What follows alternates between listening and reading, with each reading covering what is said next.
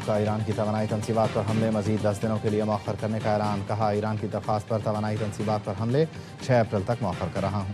Fake news کی غلط خبروں کے باوجود ایران کے ساتھ بات چیت جاری ہے۔ اس سے پہلے کابینہ اجلاس سے خطاب میں ٹرمپ نے دعویٰ کیا ایران نے تیل کے 8 بڑے جہاز آبنائے ہرمز سے گزرنے دیے۔ کہا انہوں نے کچھ دن پہلے بتایا تھا کہ ایرانی ہمیں ایک تحفہ دیں گے۔ میں آج یہ راز کھول رہا ہوں کہ وہ تحفہ کیا تھا۔ ہمیں ان لوگوں کی طرف سے پیغام آیا تھا کہ ہم 80 لوگ ہیں، یہ ثابت کرنے کے لیے 8 جہاز گزرنے دیں گے۔ جہاز گزر گئے تو مجھے اطمینان ہوا کہ 80 لوگوں سے بات کر رہے ہیں۔ میرا خیال ہے کچھ تیل بردار جہاز پاکستان کے جھنڈے والے تھے۔ ایران کو آبنائے ہرمز سے ٹول وصول کرنے کے قابل نہیں ہونا چاہیے، لیکن وہ یہ کر رہا ہے۔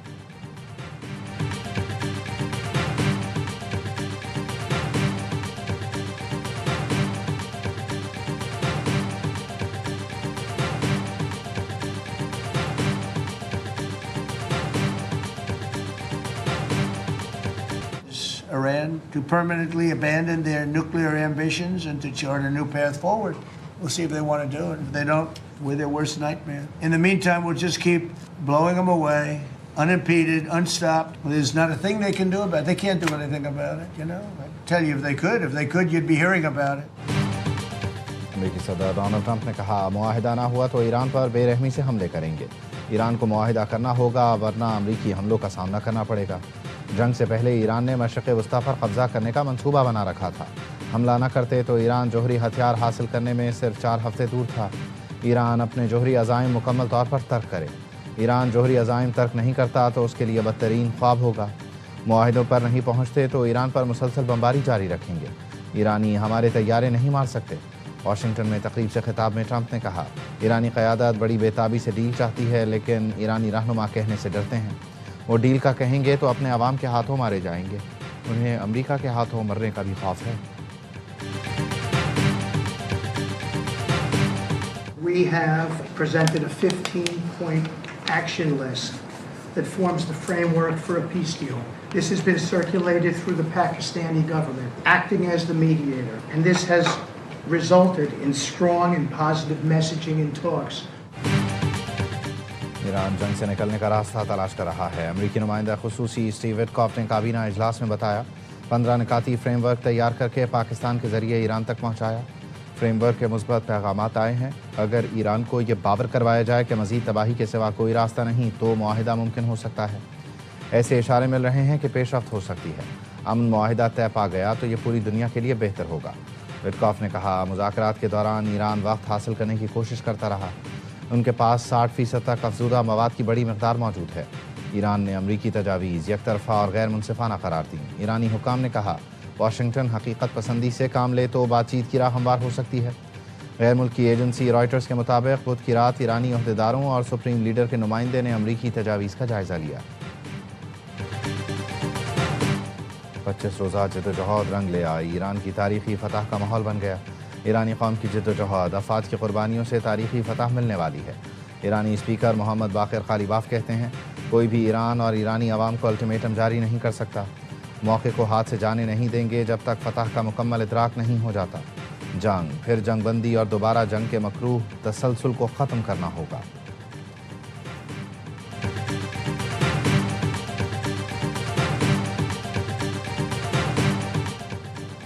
تاریخی دنوں میں روسی صدر اور عوام کے پیغامات حوصلہ افزائی کا باعث ہیں۔ ایرانی صدر مسعود پزشکیان کا ایکس پر پیغام لکھا ایرانی عوام کی مزاحمت کی بدولت خطے میں ماضی کے تعلقات بدل چکے، اب سے خطے کے ممالک مشرقی ایشیا کی سیکیورٹی یقینی بنائیں گے۔ ایرانی عوام کی جانب سے روسی حکومت اور عوام کا شکریہ ادا کرتا ہوں۔ امریکہ اور ایران پاکستان کے ذریعے رابطے میں ہیں۔ ایران امریکہ کے 15 نکات پر غور کر رہا ہے۔ نائب وزیر اعظم اسحاق ڈار کہتے ہیں ترکی اور مصر سمیت دیگر ملک بھی سفارتی عمل کی حمایت کر رہے ہیں۔ پاکستان امن کے فروغ کے لیے پرعزم ہے۔ خطے سمیت دنیا بھر میں استحکام کو یقینی بنانے کے لیے کوششیں جاری رکھے ہوئے ہیں۔ خطے میں امن کے لیے سفارتی کوششوں اور رابطوں میں تیزی۔ وزیر اعظم شہباز شریف کا ملیشین ہم منصب سے رابطہ۔ شہباز شریف نے کہا کشیدگی کم کرنے کے لیے مخلصانہ کردار ادا کرتے رہیں گے۔ وزیر اعظم سے چینی سفیر کی ملاقات، پاکستان کے کردار کو تعمیری قرار دیا۔ اسحاق ڈار کی ترک وزیر خارجہ اور اردن کے نائب وزیر اعظم سے ٹیلی فونک گفتگو، کشیدگی میں کمی کے لیے مسلسل سفارتی کوششوں کی اہمیت پر زور۔ CNN کا کہنا ہے امریکی اہلکاروں نے بتایا امریکی نائب صدر پاکستان جا سکتے ہیں، میٹنگ کے لیے ترکی ایک آپشن بھی موجود ہے۔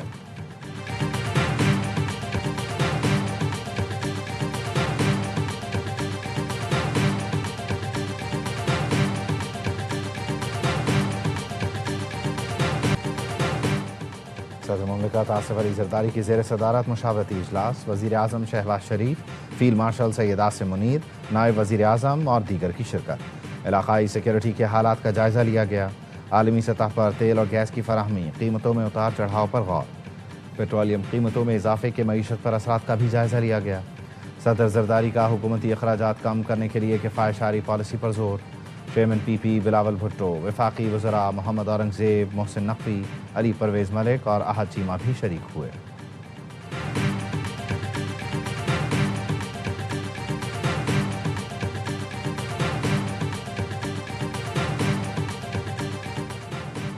وزیر اعظم شہباز شریف کا ایک روزہ دورہ کراچی، ایم کیو ایم کا گورنر کی تبدیلی کے فیصلے پر اعتماد میں نہ لینے کا شکوہ۔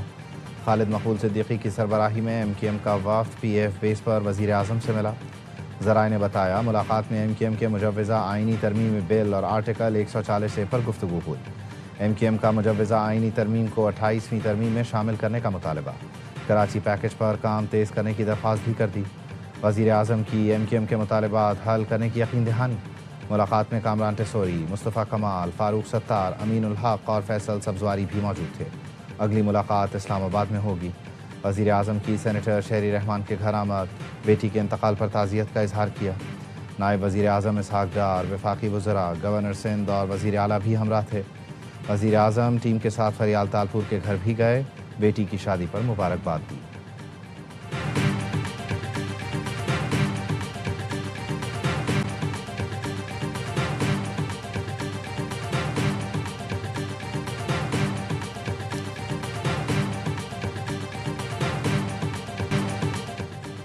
امریکہ اور اسرائیل کے ایران پر مہلک حملے جاری، شہداء کی تعداد 1937 ہو گئی۔ وحشیانہ حملوں میں 240 خواتین اور 212 بچے بھی لقمہ اجل بنے۔ متعدد ہسپتال، اسکول اور کھیل کے میدان ملیہ میٹ ہو چکے۔ شہری ڈھانچے اور اہم تنصیبات کو شدید نقصان پہنچا۔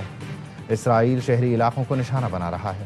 اسرائیل کا پاسداران انقلاب بحریہ کے کمانڈر علی رضا کو شہید کرنے کا بھی دعویٰ۔ تہران میں پاکستانی سفارت خانے کے اطراف اسرائیل کی بمباری، پاکستانی سفارت خانے کا عملہ محفوظ رہا۔ شیراز میں بھی 3 دھماکے سنے گئے۔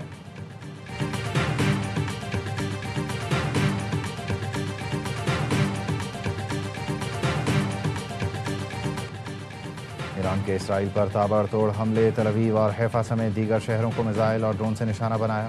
حملوں کے نتیجے میں 24 گھنٹوں کے دوران 150 سے زیادہ اسرائیلی شہری زخمی ہوئے، 14 کی حالت تشویشناک۔ ایرانی فوج نے حیفا بندرگاہ میں اسرائیلی اسٹریٹجک مراکز کو نشانہ بنانے کا دعویٰ کیا۔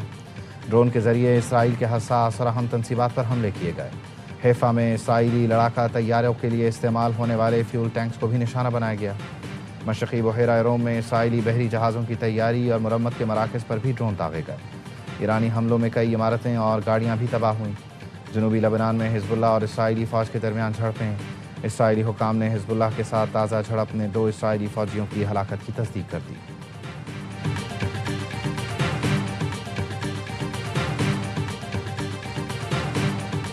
خلیجی ملکوں پر فضائی حملے، ابوظہبی میں میزائل کا ملبہ گرنے سے 2 افراد جاں بحق، 3 زخمی۔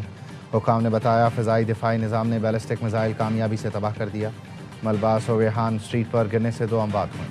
متحدہ عرب امارات، کویت، بحرین، سعودی عرب، قطر اور اردن کی جانب سے ایرانی حملوں کی شدید مذمت۔ مشترکہ اعلامیے میں کہا حملے خود مختاری، علاقائی سالمیت اور عالمی قوانین کی کھلی خلاف ورزی ہیں۔ ایران یا اس کے حمایت یافتہ گروہوں کے حملے ناقابل قبول ہیں۔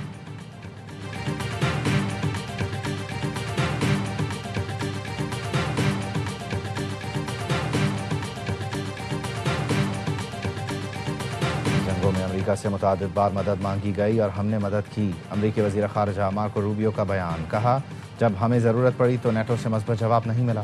1-2 رہنماؤں نے کہا ایران جنگ یورپ کی جنگ نہیں، ایران یورپ کی جنگ نہیں، ٹھیک ہے یوکرین بھی ہماری جنگ نہیں، یوکرین جنگ ہماری نہیں لیکن ہم نے سب سے زیادہ حصہ لیا۔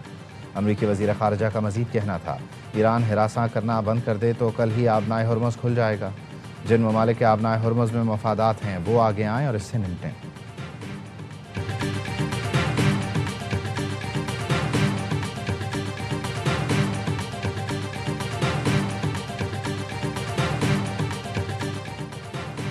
افغان طالبان کے نام نہاد ڈائریکٹر اطلاعات کے دعوے بے بنیاد قرار۔ وزارت اطلاعات و نشریات کا کہنا ہے کنڑ میں پاکستانی چوکی تباہ کرنے کا دعویٰ مکمل طور پر جھوٹا ہے۔ پاکستان کی کسی چوکی یا علاقے کو کوئی نقصان نہیں پہنچا۔ واچا چناری دراصل افغان حدود میں واقع ایک افغان تنصیب ہے۔ گمراہ کن پروپیگنڈا آپریشن غضب للحق کے دوران جھوٹے بیانیے پھیلانے کی کوشش ہے۔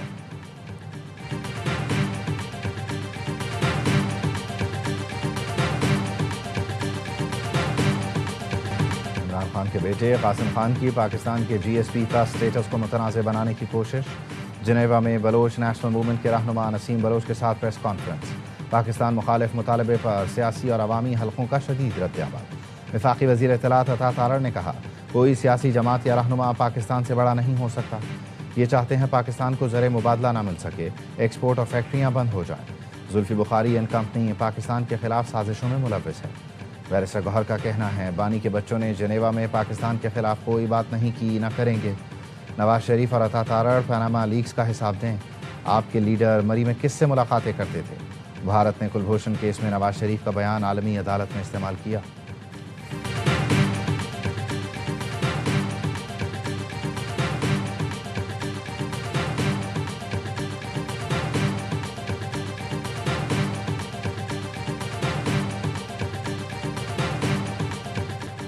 پاکستان سپر لیگ 11 کا ایکشن شروع ہو گیا۔ قذافی اسٹیڈیم لاہور میں مختصر تقریب ہوئی۔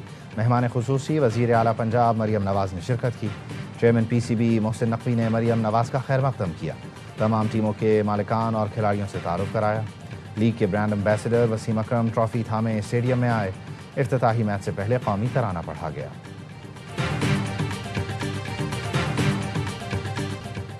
پی ایس ایل کی دفاعی چیمپئن لاہور قلندرز کا سیزن 11 میں فاتحانہ آغاز۔ حیدرآباد کنگز مین ہوئی آؤٹ کلاس۔ لاہور قلندرز کی حیدرآباد کنگز مین کو 69 رن سے شکست۔ 200 رنز کے تعاقب میں حیدرآباد کی ٹیم 130 رنز پر ڈھیر ہو گئی۔ کپتان لبوشین 26، رائلی 19 اور سائم ایوب 17 رنز بنا سکے۔ حارث رؤوف، عبید شاہ اور سکندر رضا کے 2 شکار۔ میزبان ٹیم نے پہلے کھیل کر 6 وکٹوں پر 199 رنز بنائے تھے۔ فخر زمان کی نصف سنچری میچ کے بہترین کھلاڑی قرار پائے۔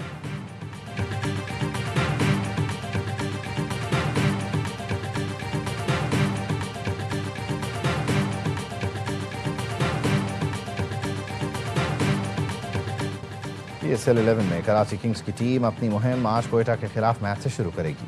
کنگز کے اسسٹنٹ کوچ محمد منصور کا کہنا ہے، پچھلے سیزن کے مقابلے مڈل آرڈر مضبوط ہے، امید ہے اس بار ٹیم فائنل کھیلے گی۔ میچ سے پہلے کراچی کنگز کے کھلاڑیوں کی موج مستیاں۔ سیزن 11 میں بھی کنگز کی کمان ڈیوڈ وارنر کے ہاتھ میں، معین علی اور ایڈم زیمپا کا کردار بھی اہم ہوگا۔